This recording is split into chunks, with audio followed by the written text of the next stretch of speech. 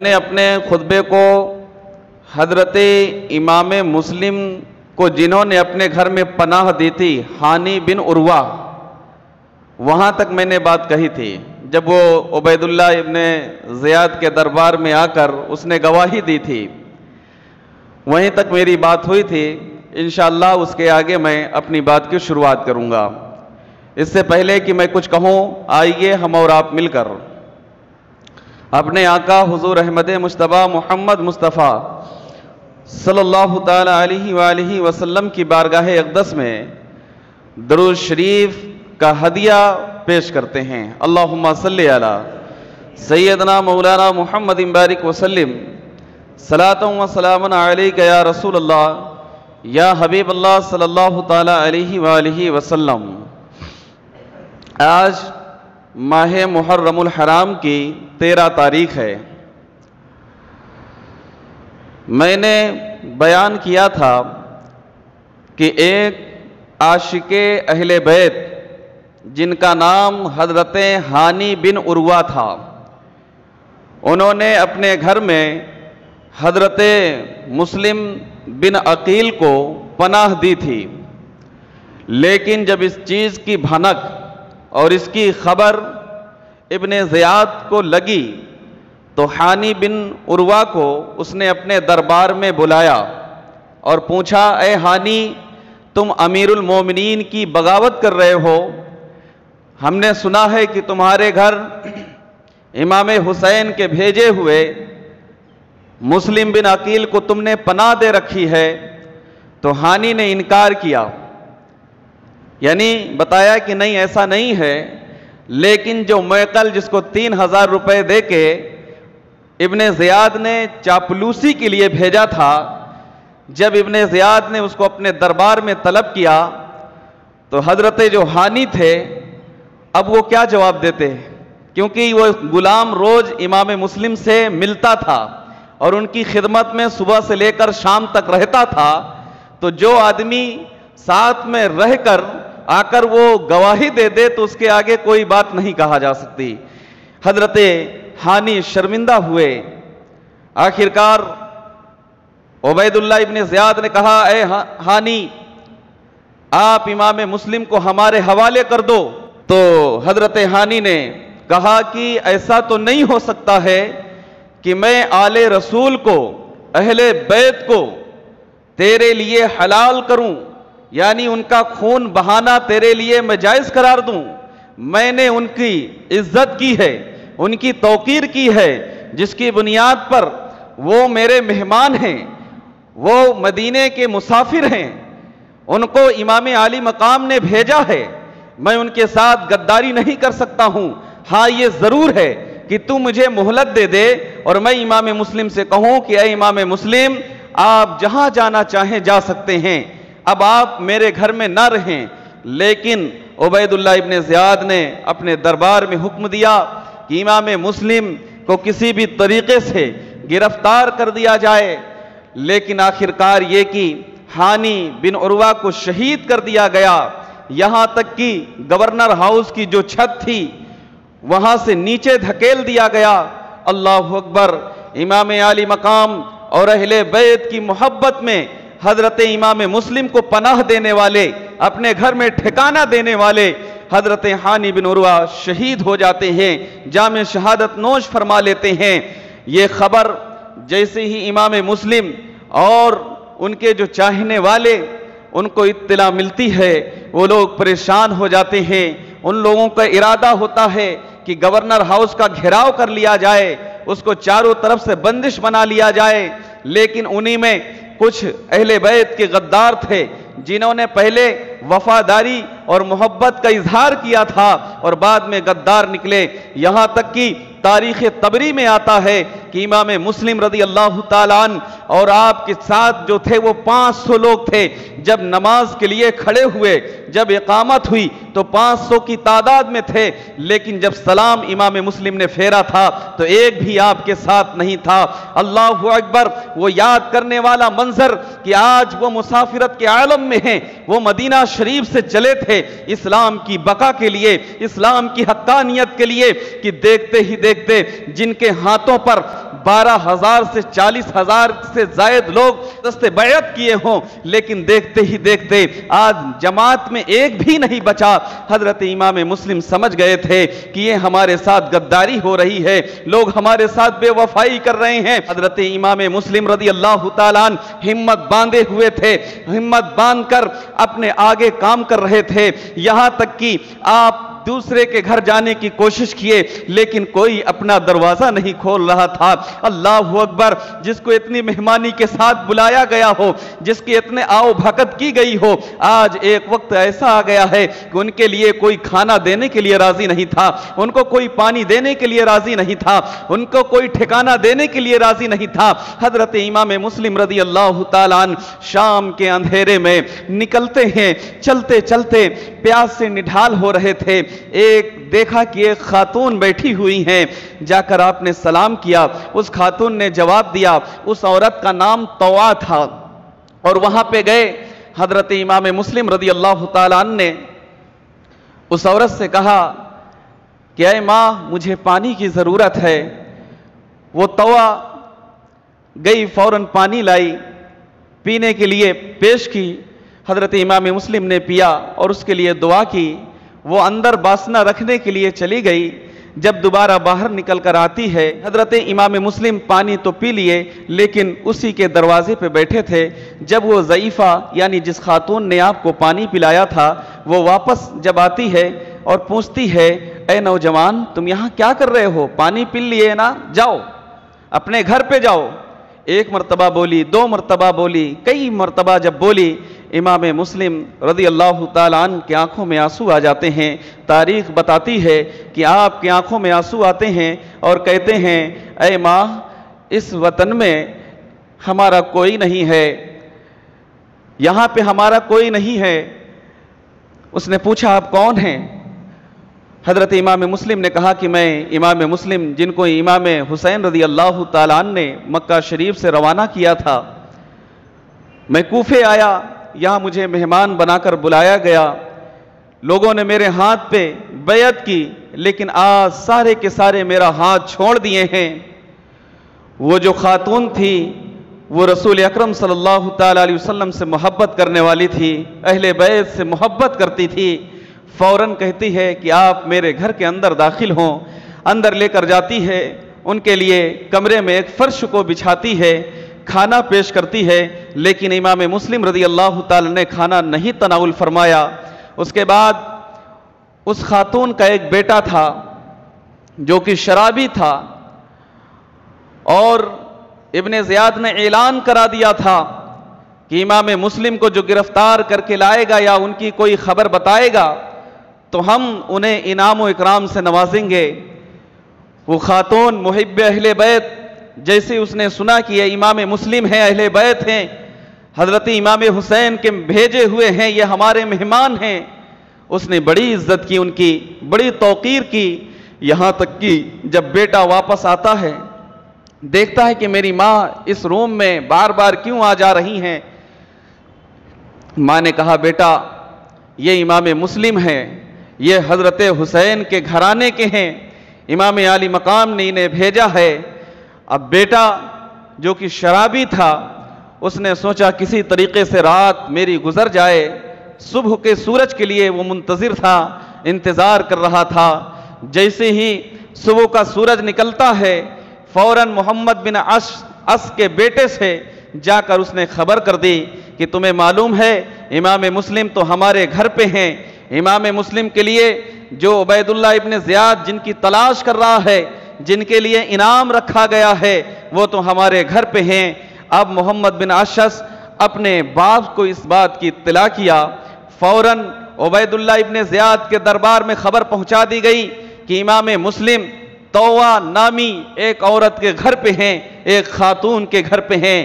ابن زیاد نے ایک فوجی دستہ تیار کیا اور حضرت امام مسلم رضی اللہ تعالیٰ عنہ کی گرفتاری کے لیے حکم سنایا۔ وہ فوجی دستہ حضرت طوا کے گھر کو چاروں طرف سے گھیر لیتا ہے اور امام مسلم رضی اللہ تعالیٰ عنہ اسی کے گھر پہ قیام میں رہتے ہیں، یہاں تک کہ حضرت امام مسلم کے اوپر تیروں کی بارش کی جاتی ہے، تیروں سے وار کیا جاتا ہے، لیکن وہ حیدر کرار کا فرزند اتنی جلدی مات نہیں کھا سکتا ہے، وہ بھی مقابلہ کرتے رہے، یہاں تک کہ جب یزیدی فوج نے سمجھ لیا کہ امام مسلم سے ایسے ہم مقابلہ نہیں کر سکتے، تو انہوں نے ایک ناٹک رچا۔ ناٹک یہ تھا کہ اے امام مسلم، ہم تمہارے لیے امان پیش کرتے ہیں، یعنی تمہارے جان کی امان پیش کرتے ہیں، تمہارے لیے امان ہے، امان ہے۔ امام مسلم سادات میں سے تھے، وہ اللہ کے رسول کے گھرانے کے تھے، ان کی زبان پتھر کی لکیر رہا کرتی تھی۔ آج جیسے لوگ، ہم جیسے جھوٹوں کی طرح وہ لوگ نہیں تھے، وہ اگر بولتے تھے تو قائم رہتے تھے۔ حضرت امام مسلم رضی اللہ تعالیٰ عنہ نے جب یزیدی فوج کی طرف سے یہ لفظ سنا کہ ابن اشعث امان امان کی مجھے دعوت دے رہا ہے، وہ حیدر کرار کا فرزند حضرت امام مسلم نے اپنے اوزار کو نیچے رکھ دیا، اپنے تلوار کو نیچے رکھا، یہاں تک کہ جب یزیدی فوج قابو نہیں پا رہی تھی تو چھت پر چڑھ کر وہ اینٹوں اور پتھروں سے بارش کر رہے تھے، یعنی طوع کے گھر میں پتھر مارے جا رہے تھے۔ حضرت امام مسلم باہر نکلتے ہیں اور ان کو بھی ذرا سی چوٹ آتی ہے، لیکن مقابلہ کر رہے تھے، یہاں تک کہ امام مسلم کو گھوڑے پہ سوار کر کے عبید اللہ ابن زیاد کے گورنر ہاؤس کے دروازے پہ پہنچا دیا گیا۔ اب ابن اشعث نے ابن زیاد سے اجازت طلب کی کہ ہم نے امام مسلم کو زندہ گرفتار کر لیا ہے۔ ابن زیاد نے اجازت دی، حضرت امام مسلم رضی اللہ تعالیٰ عنہ گورنر ہاؤس کے اندر جاتے ہیں، وہاں پہنچتے ہیں۔ ابن زیاد ایک گورنر ہاؤس کی کرسی پہ بیٹھا ہوا تھا، یہاں تک کہ حضرت امام مسلم رضی اللہ تعالیٰ عنہ نے جب دیکھا کہ یہ لوگ تو وہی ہیں جو میرا ساتھ دے رہے تھے، جنہوں نے مجھے خط لکھ کر مجھے بلایا تھا، یعنی امام حسین کو بلایا تھا، جن کے بلانے پر، جن کے مدعو کرنے پر، جن کے دعوت دینے پر ہم ان کے شہر آئے ہیں، یہ تو وہی کوفی ہیں۔ آخرکار امام مسلم رضی اللہ تعالیٰ عنہ چاروں طرف نگاہ اٹھاتے ہیں، مشاہدہ کرتے ہیں، بہت سے لوگ وہ تھے جو وعدے پہ وعدہ کر رہے تھے کہ اے امام مسلم کچھ بھی ہو جائے لیکن ہماری نظروں میں امیر المومنین حضرت امام حسین ہیں، لیکن وہ سارے کے سارے پلٹی مار گئے، وہ سارے کے سارے اپنے باتوں سے پھر گئے، یہاں تک کہ امام مسلم نے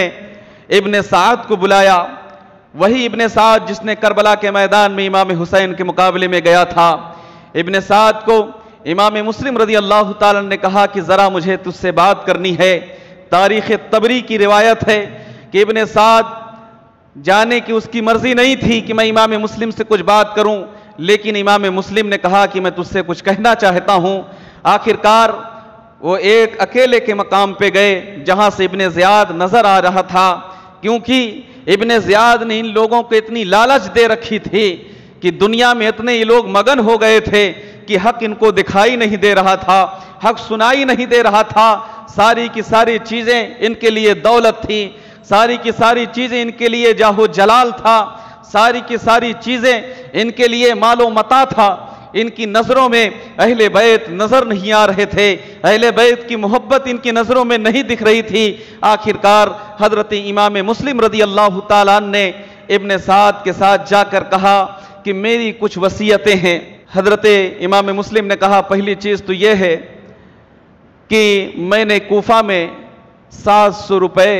اس وقت درہم چلا کرتے تھے، 700 روپے میں نے کسی سے قرض حسنہ کے طور پہ لیا ہے، اسے واپس کر دینا۔ دوسری چیز یہ کہ میں نے خط بھیج دیا ہے امام حسین کو کہ یہاں سارے حالات ٹھیک ہیں، ہو سکتا ہے کہ وہ مکہ المکرمہ سے ان کا قافلہ نکل چکا ہو، کیونکہ پہلے فون کا زمانہ نہیں تھا، قاصد آتے تھے خط لے کر، کئی دن لگ جاتے تھے، کئی ہفتے لگ جایا کرتے تھے۔ تو حضرت امام مسلم نے کہا کہ میں نے 700 درہم یا دینار غالباً ادھار لیا ہے، یعنی قرض حسنہ کے طور پہ، اسے واپس کر دینا۔ حضرت امام حسین کی بارگاہ میں ایک خط بھیج دو تاکہ وہ یہاں پہ نہ آئیں۔ اس کے بعد ایک چیز آپ نے وصیت کی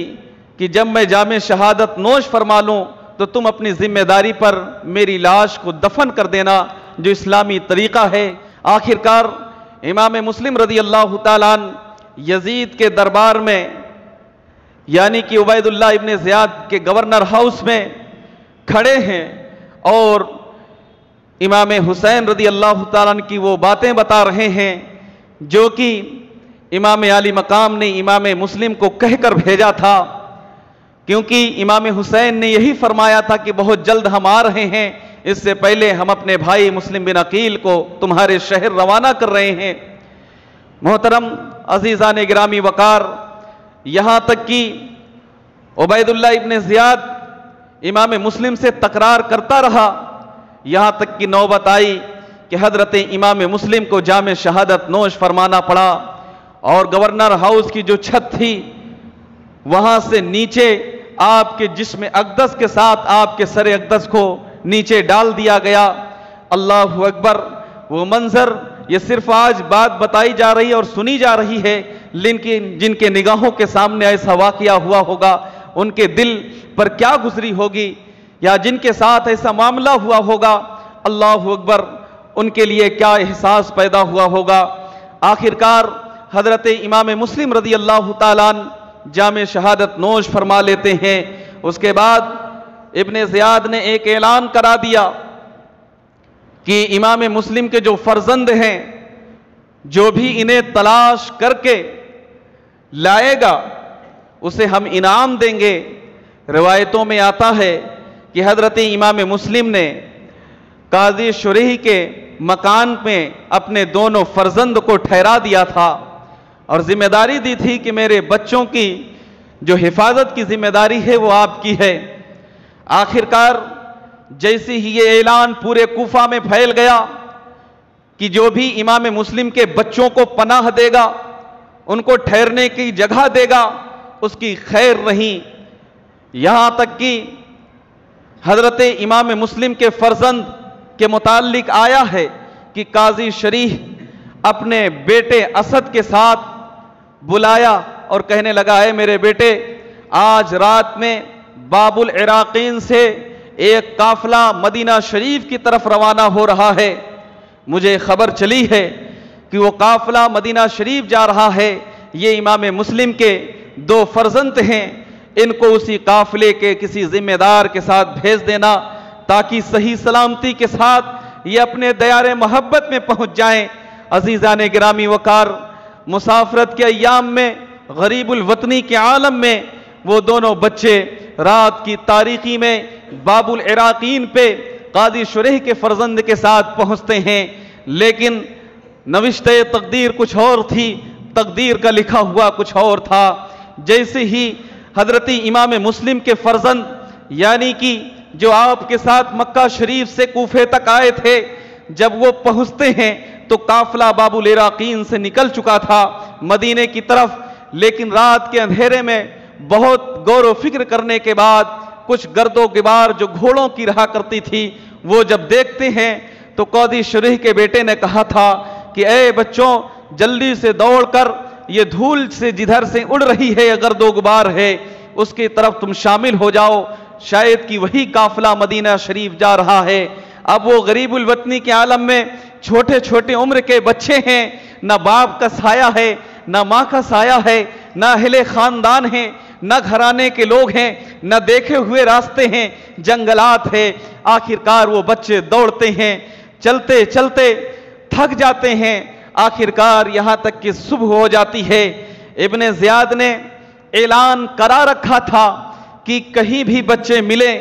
تو فوراً ان کو گرفتار کر لیا جائے اور میرے دربار میں پیش کیا جائے۔ وہ حضرت امام مسلم کے چھوٹے چھوٹے فرزند رات بھر چلتے ہیں، لیکن تقدیر کا لکھا ہوا یہ کہ جہاں سے چلے تھے وہیں آ کے گھوم رہے ہیں، راستے معلوم نہیں تھے۔ پہلے کے جو سفر ہوا کرتے تھے وہ جنگلات سے سفر کیا کرتے تھے، قافلہ کے ٹائپ سے نکلا کرتے تھے، قافلہ در قافلہ نکلا کرتے تھے، لیکن یہ چھوٹے بچے ہیں، نہ سواری کا جانور تھا، نہ کوئی ہاتھ پکڑ کر ان کو راستہ دکھانے والا تھا کہ یہ راستہ کہاں جاتا ہے۔ وہ لوگ آسرے اور سہارے کو دیکھتے ہوئے وہ لوگ چلتے گئے یہاں تک کہ صبح ہو جاتی ہے۔ اللہ اکبر! حضرت امام مسلم کے جو فرزند تھے جب وہ صبح ہوتی ہے تو کیا دیکھتے ہیں کہ کوئی گھوڑے سوار ان کی طرف آ رہا ہے۔ انہوں نے دیکھا اور گھبرا ہو گئے، یہاں تک کہ اس گھوڑے سوار نے उन दोनों बच्चों को पकड़ लिया और पूछा, तुम कौन हो, तुम्हारा नाम क्या है? उन बच्चों ने, क्योंकि सैयदजादे थे, वो झूठ नहीं बोल सकते थे, उन्होंने कहा कि हम इमाम मुस्लिम के फर्जंद हैं, मेरा नाम ये है, मेरा नाम ये है। आखिरकार उस घोड़े सवार ने फौरन उन दोनों बच्चों को लेकर इब्ने ज़ियाद के दरबार में पेश कर दिया। रात के अंधेरा था, जैसे ही वो बच्चे इब्ने ज़ियाद के दरबार में पेश होते हैं तो इब्ने ज़ियाद ने हुक्म दिया कि ये अभी बच्चे छोटे हैं और रात की अंधेरा है, रात की तारीकी है, इन्हें कैद खाना में डाल दिया जाए। सुबह जैसी होगी यजीद के दरबार में खत भेजा जाएगा कि इन बच्चों का करना क्या है, उसके बाद ही कोई डिसीजन लिया जाएगा। यहाँ तक कि जब वो बच्चे कैद खाना में पहुंच गए तो उस कैद खाना का जो दरोगा था, जेलर जिसको कहते हैं, उसका नाम मशकूर था और वो मुहिब्बे अहले बैत था। जैसे ही उसको इस बात की इत्तिला मिली कि ये फर्जंद इमाम मुस्लिम हैं, ये आले नबी हैं, औलाद अली हैं, उससे रहा नहीं गया। उसने अपनी ड्यूटी को ताक पे लगाया और उसने इरादा बना लिया कि मैं इमाम मुस्लिम के फर्जंद को किसी भी तरीके से कैद खाना से रिहा कर दूंगा, जेल से मैं उनको छुटकारा दे दूंगा। मोहतरम अजीज़ान ग्रामी वकार, वो छोटे छोटे बच्चों के पास जब मशकूर यानी दरोगे जेल पहुंचता है, फौरन उनको रिहा करता है और अपने घर लेकर पहुंचता है। रात के अंधेरे का ये वाक़िया है, जब वो दरोगा अपने घर में बच्चों को लेकर गया, उनको खाने वगैरह का इंतज़ाम किया और उसके बाद एक अंगूठी निकाल कर दी और कहा कि आप कादसिया के जो रास्ता है उस मकाम पे आप चले जाएं। यहाँ तक कि कादसिया के मकाम तक वो दरोगा जिसका नाम मशहूर था, उन छोटे छोटे बच्चों को लेकर जो कि इमाम मुस्लिम के थे,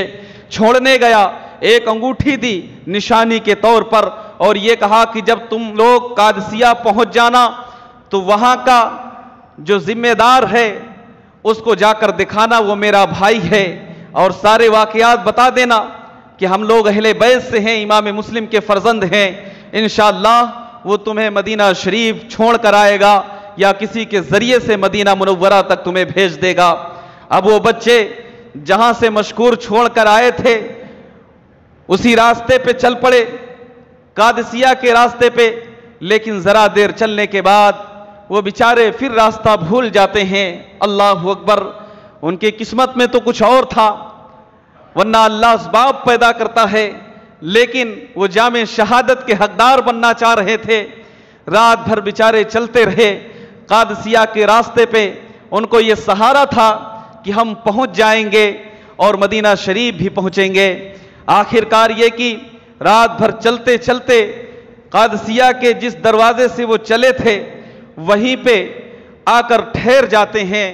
सुबह होती है, देखते हैं कि एक दरख्त है जिसका एक खोखला है, यानी झाड़ का खोखला होता है, जो बहुत पुराने दरख्त होते हैं, सूख जाते हैं, उसमें ऐसे दरवाजे टाइप का बन जाता है, उसको खोखला कहते हैं। उन छोटे बच्चों ने जाकर उसमें पनाह ले ली। अल्लाह अकबर,